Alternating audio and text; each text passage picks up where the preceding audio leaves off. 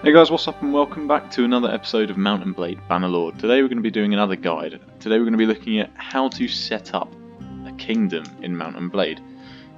So it's kind of easy, kind of hard at the same time. The very first step that you want to take is given to you the very moment you begin the game. It's known as the questline of Neretzes Folly. So when you start up the game, create your character, you'll be given this questline where you have to talk to 10 nobles. As you can see, we've already dealt with 9 of them. I recommend, firstly, this is something to do pretty much straight away. Just jump straight into it and just get this initial bit out of the way. Go and talk to all 10 of the nobles and just get it done. It's not too difficult to do, as I'll show you. If you can do it pretty quickly, if you just go ahead. Oh, they've all broken out here. Might be somebody in here we can actually speak to. So if we go ahead and just talk to this noble, you can pretty much find anyone in any settlement. If you just head into the keep, find anyone, because you can ask any of the lords or nobles this question: can you tell me anything about the Battle of Pendrake? And most of them will say, no, I don't know, but this person, in this case Unthery, has some thoughts about it. Go ahead, click on him. We know that he's part of the kingdom of Vlandian, and it will say last seen near Pencannock. So we'll just remember that name. Keep an eye out. Luckily for us, he is right here in this army. If we just press Alt, we can have a look at who's in it, and as we can see, he is, pretty sure, he is in here somewhere. Yep. Also, we can ask him. Also, Derthert as well. So that's another person that we could go after. We would just go to talk to other members. In theory, right there, first person, second even. Go ahead and talk to him, and then he'll give us this. Yes, I was tasked by Derthert with the command of the crossbowmen. So there we go, nice and simple. Obviously I was already here, but it is that easy. You can just go ahead, ask anyone, any of the nobles in pretty much any castle or town, and they'll point you in the direction of somebody to go to. So I seriously, before you get declared war on with any other factions or go and join any factions, just get this questline done. Get the first bit, speak to the 10 nobles, just move around, explore, and just get that over and done with as quick as you can. That being said, you do want to build up and level up as much as you can as well, so it's up to you, but I'd recommend just doing it pretty much straight away. And it says there's 10 people that you have to talk to, but don't worry about that too much. There are more than 10. I don't know how many there are, but there are usually about 3, maybe 4 per faction, so wherever you go you should be able to find someone quite easily that knows about Neretzes Folly. Once you talk to all 10, they'll send you in the direction of 2 different cities, Marinath and Epicatrea. It's always the same 2, and you have to go and speak to 1 person in each in order to get your next missions. But if we go ahead and have a look at the updated journal, yep, it will just say we need to learn more about Neretzes Banner by talking to Istiana and Azargos. So if we go ahead and speed up over into the city here, and we'll go talk to the first person. Lovely. Right, so he should come up here. So just on the first page of the city, he'll come up at this top bar with the other nobles. He isn't there normally, he only comes up because we're at this stage. So we'll go ahead and we'll talk to him. Yep, you have a piece of the banner. He doesn't have it, but he's going to send us in a different direction to go and find it. So where can I find the other pieces?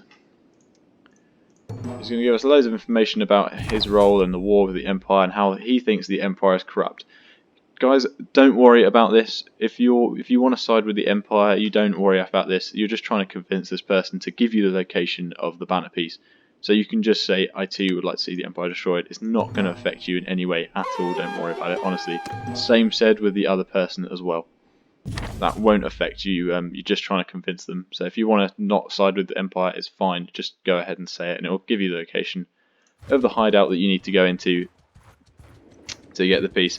So we're just going to go ahead, head into here, get the banner piece. All we have to do, simple hideout, go in there, and take them out. I'm just going to go ahead and skip this part for you guys, and I'll show you the next bit. So there we go, guys, we've found the second banner piece and we've completed our quest for Azargos. So we can go ahead. I don't think we need to speak to him. Let's just double check. Nope, we just need to go straight to the other town and speak to the other person to find the final banner piece. So we're going to go ahead and do that quickly. Gonna go over there, speak to her quick, and then yeah, get the next banner piece.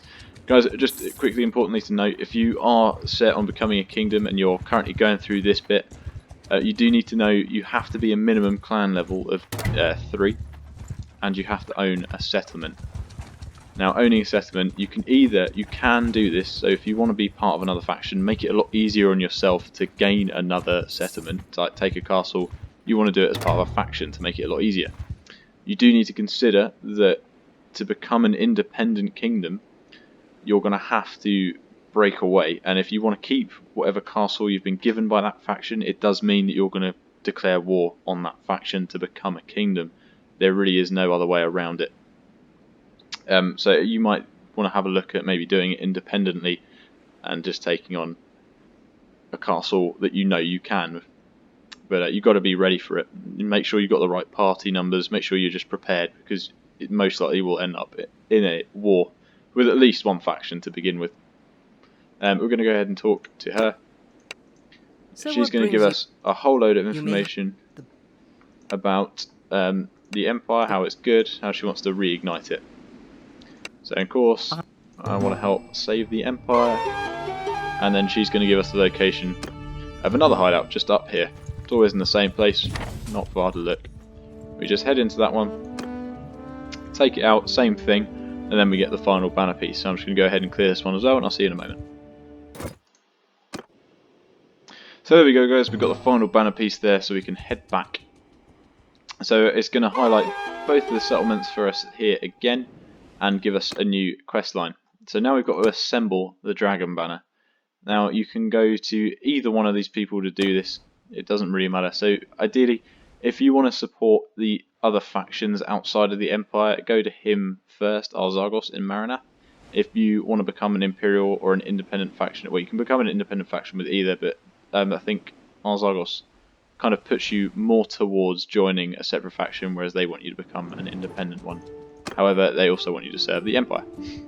So, like I said, it does not matter who you go to. It can end the same way. So, it doesn't matter. If you want to support the Empire, go here. If you want to support other factions, go to him. And if you want to become independent, go to either. It doesn't matter. I've gathered all of the pieces. How do I create? So, yeah, they'll answer some of your questions here as well and give you all sorts of different things. So, we're going to say thank you for the help. And then in our quest, it's going to give us this. So we can create... Oh, it's changed. Okay, it's now clan tier 4, which has to be your minimum, which we are at. So yeah, you're going to have to get to clan tier 4. There's no way around that. 100 troops. If you're not quite there, you should be by the time you get to tier 4. You definitely should have 100 troops. But if you don't, you can always just recruit a small amount and then get rid of them once you've got this. You'll have to be independent to create your own faction, and you will have to own an imperial settlement to become an imperial independent faction. So if you want your culture to be imperial, you need to own an imperial settlement. I don't, so I can't. And also it gives you the option of supporting an imperial faction. So we don't have to do either of those. But like I said, yeah, if you want to become an imperial independent faction, you go to her. But either way, it leads to being an independent faction. If we go over to Marinath, because we have settlements already, this can be either a town or a castle. Doesn't matter. I don't think you have to own a castle. I don't think you have to own one at all. I think you can just have a castle. It's a lot easier to get a castle when you're independent. So don't worry about that too much. But yeah, we can head over here to Marinath, talk to this guy, and then he should give us the option of becoming an independent faction, but with that culture outside of the Empire. Hopefully. Here we go, let's go ahead and talk to him here. Gathered all the pieces. Yep, how do I create my own kingdom, blah blah blah blah. He's going to give us all the information, so if you need more, you can just read it there when you get to this stage. So it's going to give us 2 more crests. We can create a non-imperial faction. So if we wanted to do that, yeah, we can create a non-imperial, or we can support a non-imperial faction. So you have both your options. You can be whichever culture you want. If you want to be imperial, you just have to go and own an imperial settlement, which is obviously a little bit harder to do than owning a non-imperial settlement. So it's entirely up to you which one you want to choose, which path you want to go down. In this case, we're just going to go ahead and create a non-imperial settlement. non-imperial kingdom, sorry.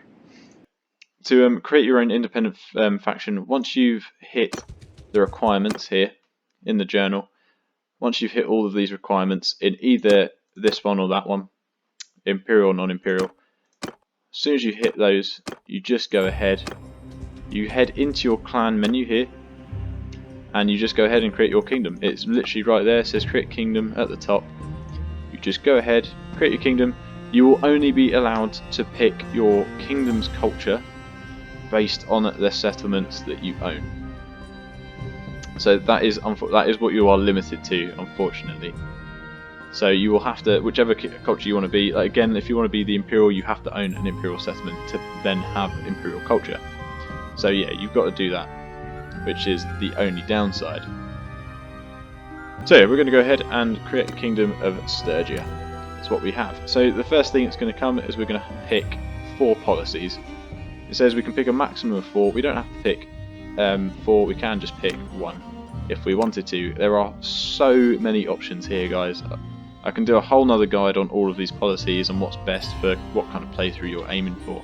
But there are so many policies. But yeah, you've got to read through them as carefully as you can. They are all very different things. So we'll just go for the first 4. Land tax, a shift in the tax system that puts more emphasis on property and less on the head tax charged to everyone, could collect more from wealthy landowners.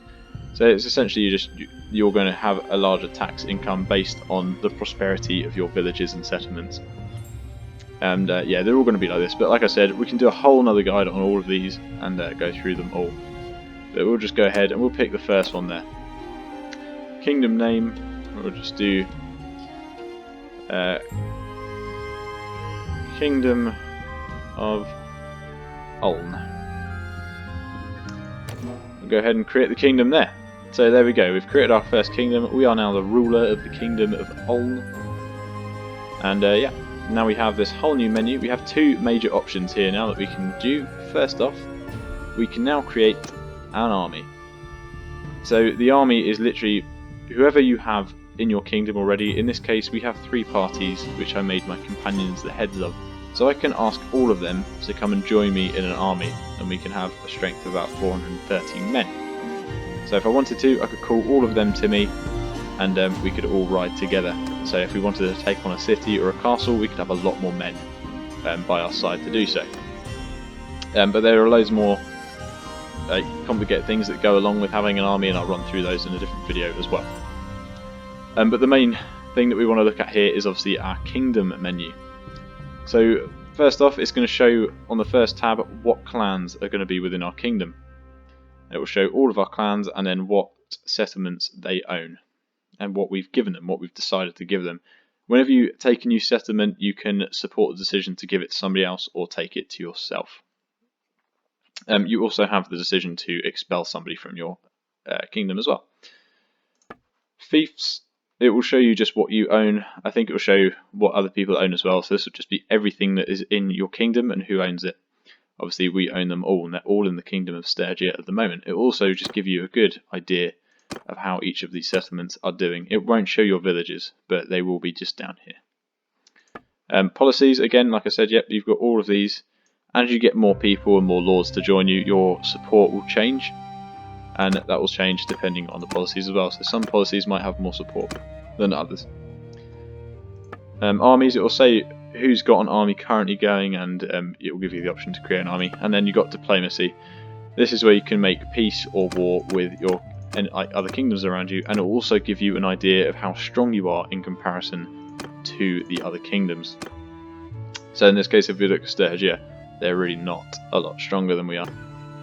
So guys, it will also show you on here who that clan is at war with, as you can see. Now there's loads of different small mercenary clans within the game, and I'll do another guide on them as well, because they are very useful, especially when you're first starting out as a kingdom. Not many lords are going to want to be with you. In fact, none of them are going to want to join you initially because you're going to be weak to begin with. But the mercenary clans that roam around the map, usually independently, they will happily join you. You'll just have to pay for them. But they will usually join you and stay with you for a little while. So they're always a good option. I will run through them properly in another video. But yeah, I hope this has helped, guys. I really hope this has cleared it up. It's pretty much a simple process. Just make sure you own a settlement of the culture you want to be. Complete that quest, talk to 10 people. The longer you leave it, the harder it gets to do. So just get out of the way and get it done. Yeah, obviously, like I said, if you want to support an independent faction as well, you don't have to create your own kingdom. You can do that and give them the banner. That doesn't mean it will take away your option of becoming your own kingdom, though. So don't worry about that too much. You can always leave your kingdom and then do it again if needs be. Not every not every bit of content about kingdoms has been implemented in the game yet. There's still loads due to come. But this just covers the basics and tells you basically how to start up your kingdom and the basics of what you'll be looking at and what you can do. But yeah, now you are the ruler of your kingdom. Your party size will also increase massively, or at least it should do. Yep, so mine's gone up about 30 there, so we can have a lot more men as well now that we're the ruler. So yeah, there's loads of extra little policies and benefits you get from becoming a kingdom. But the best one is obviously having the ability to create an army whenever you need. But that's pretty much it, guys. As you can see, I just don't know if you missed it there, but there is a little bit that tells you can gift your settlements away to other people as well.